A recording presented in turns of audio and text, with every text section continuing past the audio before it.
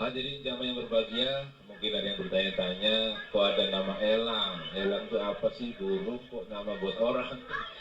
Iya, jadi kalau bicara itu sebetulnya saya darah biru.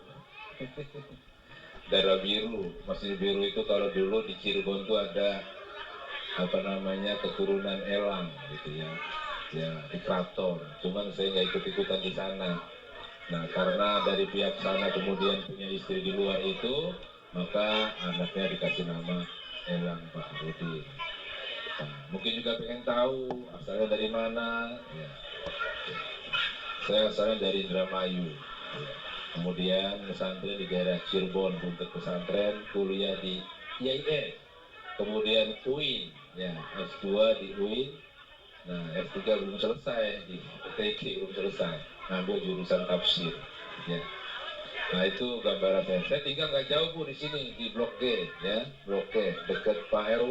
Pak RW tetangga lah, beliau sering ngaji kalau malam minggu akhir bulan. Di Sauk kita ada pengajian ya akhir bulan. Ya. Baik, untuk siang hari ini supaya bapak-bapak, ibu-ibu kalau pulang ditanya kan biasa gitu Pak ya. Begitu ditanya, ibu dari mana? Ngaji. Apa hasilnya? Ustaznya lucu. Iya hasilnya apa? Oh itu waktu nggak tahu. Nah, gitu kira-kira. Ya. Nah kalau hari ini jangan begitu lagi. Ya orang ngaji harus bawa oleh-oleh. Oleh-olehnya apa? Ilmu. Ya ilmu supaya kita nambah. Nah, saya akan mengupas satu surat. Ya. Ini memang agak serius, tetapi insya Allah Bapak Ibu sudah bisa mencerna. Di dalam Al-Quran itu ada surat ke-93, namanya surat apa Bu? Yang bisa jawab kasih hadiah apa panitia? Yang dapat bisa dapat santunan, yatim senior, yatim senior. Hah? Iya, saya juga yatim jatuh Bu. Iya, kita yatim semua ini. Ya, ya. Surat 93 itu namanya surat Ad-Duha. Nah, surat Ad-Duha. Di dalam surat Ad-Duha ini kunci nanti. Kunci dari kenapa kita melaksanakan salah satunya kegiatan ini. Ya. Di dalam surat Ad-Duha itu kita disuruh oleh Allah untuk memperhatikan 3 hal. Ya. Berapa Bu? 3 hal. Yang pertama perhatikan soal waktu. Oke, kita kasih kata kunci dulu. Pertama perhatikan soal waktu. Yang kedua perhatikan soal orang atau manusia. Yang ketiga perhatikan nikmat. Nah, saya ulang. Yang pertama tentang waktu. Yang kedua tentang manusia. Yang ketiga tentang nikmat. Nah itu intisarinya. Baik kita lihat. A'udzu billahi minasyaitonir rajim. Wadduha wal laili idza saja. Biasanya nih kalau suruh sholat duha cari apa Bu? Kerja? Iya. No, banyak di sholat duha biar rezekinya banyak. Gitu. Ya. Jadi ibu-ibu kalau sholat duha cari rezeki di sana, di sini insya Allah bukan itu. Cari ridho Allah. Insya Allah kalau ibadah nyari ridho Allah, rezekinya dapat, mulianya dapat, segala-galanya dapat.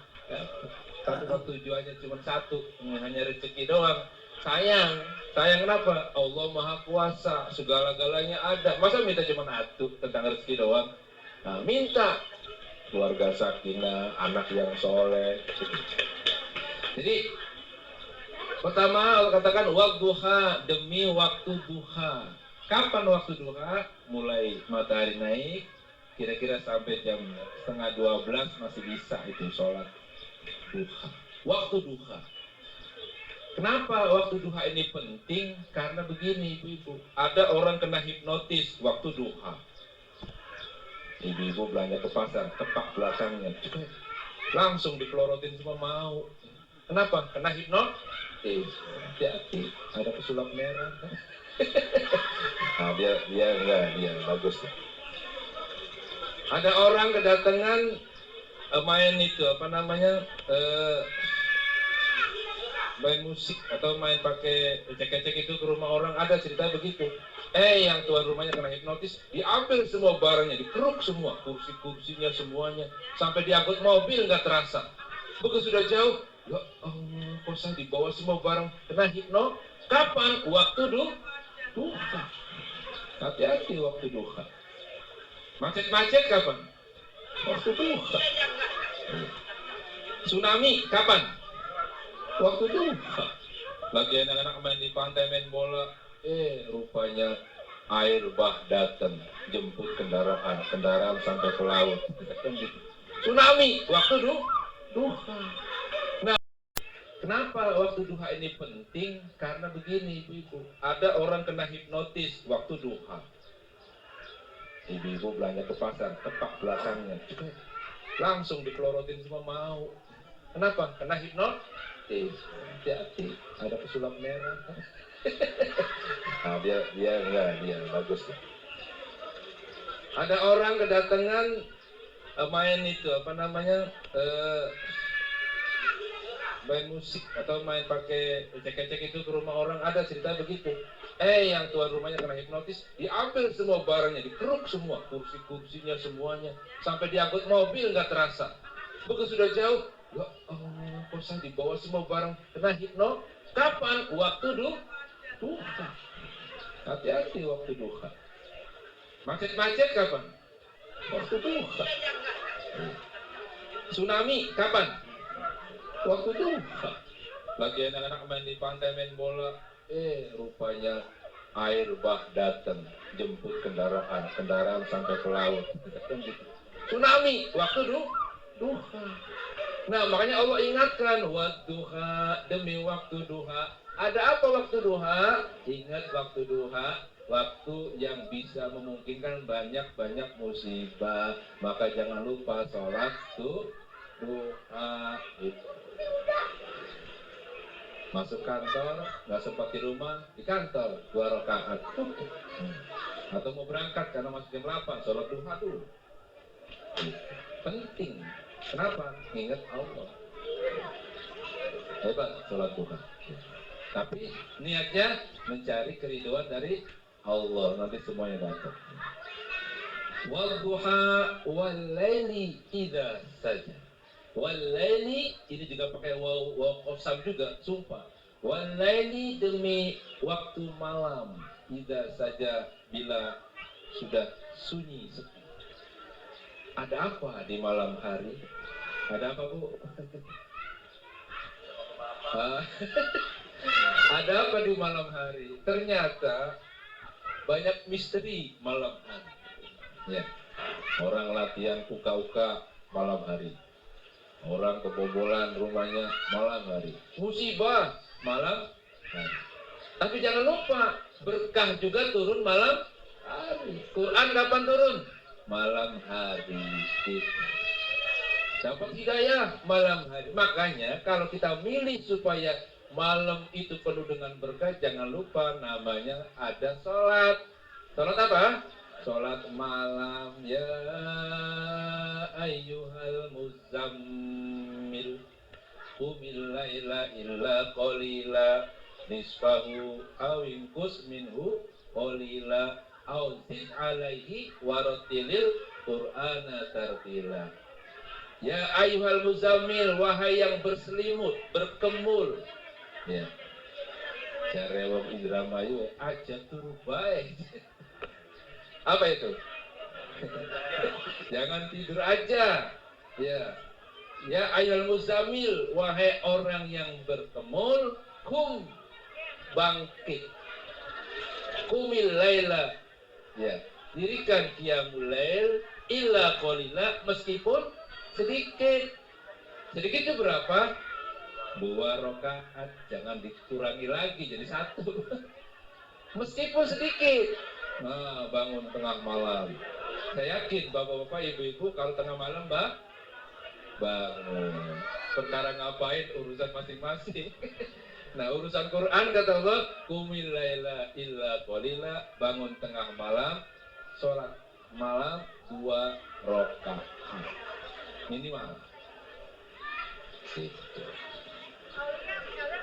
Jadi kalau bapak-bapak punya kerjaan jaga malam, sampai di rumah belum sholat malam atau belum tidur, ya kerjakan aja.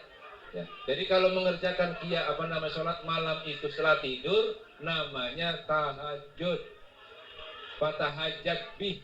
Jadi kalau mengerjakan sholat malam itu sudah tidur, namanya apa?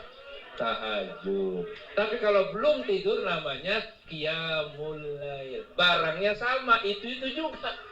Gitu. Jadi bagi yang jaga malam jangan punya alasan. Aduh, saya nggak bisa qiyamul lail. Kenapa? Belum tidur. Bukan alasan. Ya, bukan alasan. Nah, tengah malam bangun. Kapan waktunya? Nisfahu, separuh malam. Separuh malam itu berapa? Jam berapa? Kalau Islam itu menghitung malam mulai gelap, berarti jam 6. Hitung mulai pagi siang berarti jam 6 pagi. Berarti jam 6 mulai malam, jam 6 pagi mulai waktu pagi. Berarti tengah-tengah malam jam berapa? Jam 12. Nah, kata Quran tadi, nisfahu, dirikan qiyamul lail, nisfahu separuh malam. Jadi jam 12 sudah bisa sholat malam atau qiyamul lail.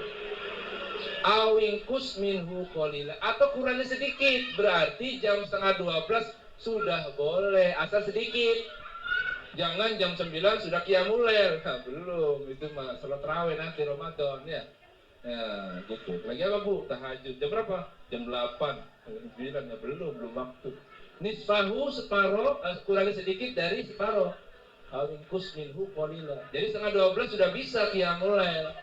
Gitu. Jadi kalau punya acara qiyamul lail bersama, kapan mulainya? Setengah 12 sudah oke. Tidur dulu enggak? Ya kalau nggak kuat tidur dulu, kalau enggak apa-apa, boleh dua-duanya, barangnya sama, intinya itu. Ya.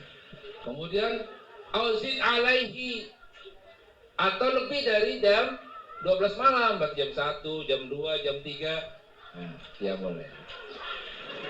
Kemudian warattilil Qur'ana tartila, bacalah Quran secara tartil. Nah, kembali ke tadi masalah malam. Nah, karena malam itu penuh dengan berkah bagi orang yang ibadah, maka malam bisa penuh dengan bahaya bagi orang yang tidak mau ibadah.